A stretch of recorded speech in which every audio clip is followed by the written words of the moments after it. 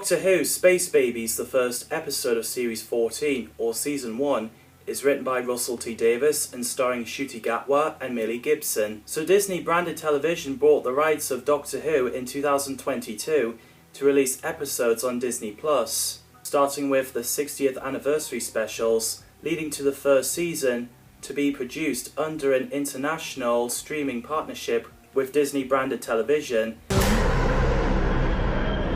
The budget went higher at Russell T Davies' request. Disney repeatedly signed a 2-season order for the show, so when Doctor Who streams on Disney Plus outside of UK, the series is referred as Season 1 due to broadcasting rights by Disney Plus, and so the new audience can tune in. Russell said the reason why it survived all these years, that every so often Doctor Who stops, opens the door, and refreshes itself and gets a new audience in. Stephen Moffat and Chris Chibnall had considered similar titles for their seasons as showrunners, so the mystery of Ruby Sunday was created when she was left outside of church on Ruby Road on Christmas Eve 2004. We're to find out who her biological parents are, but there wasn't any trace. That inspiration was taken from The Long Lost Family, Born Without Trace episodes, a show someone who is abandoned and goes to find their real parents. Davis wanted Ruby's backstory almost a fairy tale fashion, describing it as Dickinson. There was also a continuation of the Timeless Child story that's been introduced in the 13th Doctor Jodie Whittaker's era. Also the Toymaker's warning, as Russell wanted the season to take a slight step into fantasy, with more supernatural anthologists, including gods and legendary creatures. Ncuti Gatwa said a whole pantheon full of different villains and lore and mythology would be introduced in the series. The first example of fantasy genre goblins was used in the 2023 Christmas episode, The Church on Ruby Road.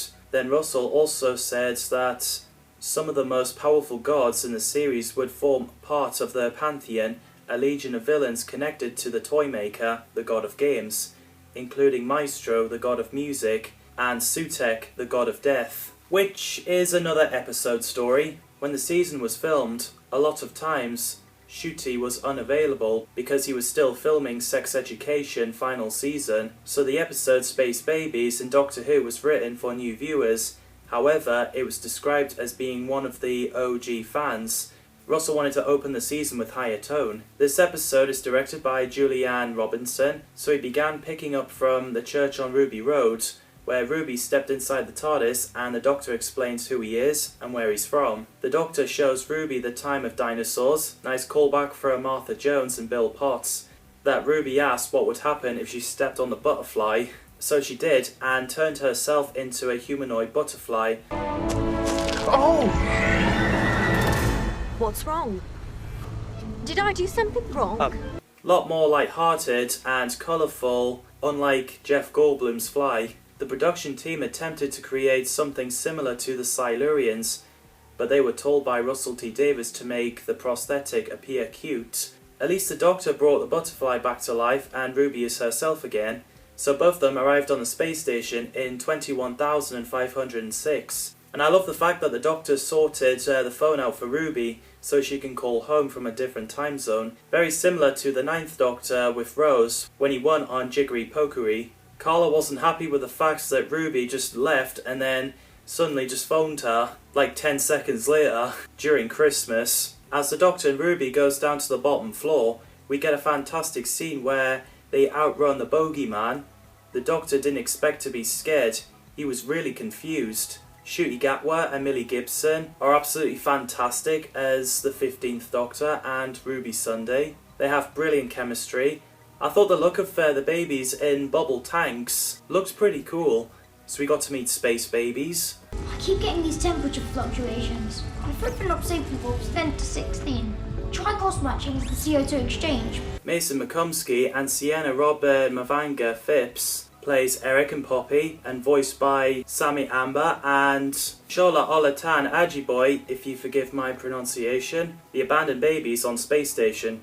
Space Babies. Brilliant performance. Lenny Rush was considered for the role, but his performance impressed the production team, so instead he was casted as a unit scientific advisor, Maurice Gibbons. They actually did use 20 real infants to film this episode. However, they were occasionally replaced with dolls because of UK child labour law and actors' union restrictions.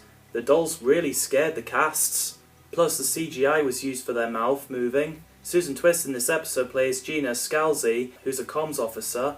This is comms officer Gina Scalzi signing off. 565622. So, In every episode of this season, Susan plays various roles, which is obviously part of the story arc, and I think Susan Twist is a fantastic actress. Goldler Rochouval plays Joycelyn Sancerre, aka Nanny, who's an accountant on Baby Station. She decided to stay behind because she didn't want to leave space babies alone. She kept hiding herself because she didn't want to drain the station's limited resources. She does a great job. After the Doctor and Ruby sees Eric in the bottom floor attempt to confront the bogeyman, they both go down to get him. They thought Eric was taken somewhere, but luckily he was in the cupboards. Then later the Doctor learns more about the creature. Robert Strange plays a bogeyman, a monster that is made out of, I apologise if you're eating right now, bogies from baby sneeze. Gross, but pretty effective. To make the fake snots, they used liquid latex and they also used hairdryer to provide texture. It was then pointed to obtain the proper colour. A mixture of resin and glycerin was used for the liquid portion. It was amusing how Ruby reacted to it when she realised that a bogey plopped on her head and the Doctor laughed at her. So later, after the Doctor sealed the bogeyman in the airlock room, Nanny pressed the button to open the door to try and suck bogeyman into space. The Doctor didn't want that, so while he goes inside to try to get to the button next to the door, Ruby takes out the sonic screwdriver, reminding Nanny that she saves everyone. No, that's what you do, Jocelyn. You save them all. oxygen field at 1%. The Doctor saves Bogeyman, and the space babies are happy. I found it funny where the Doctor realises why the bottom floor smelled bad, because of the stack of nappies, letting out the poo smell.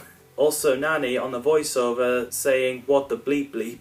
The swear words in the show you can get away with. So after a goodbye, the Doctor and Ruby got back inside the TARDIS. The Doctor explained to Ruby that he can't take her in the moment where her mum was walking by at the church in 2004.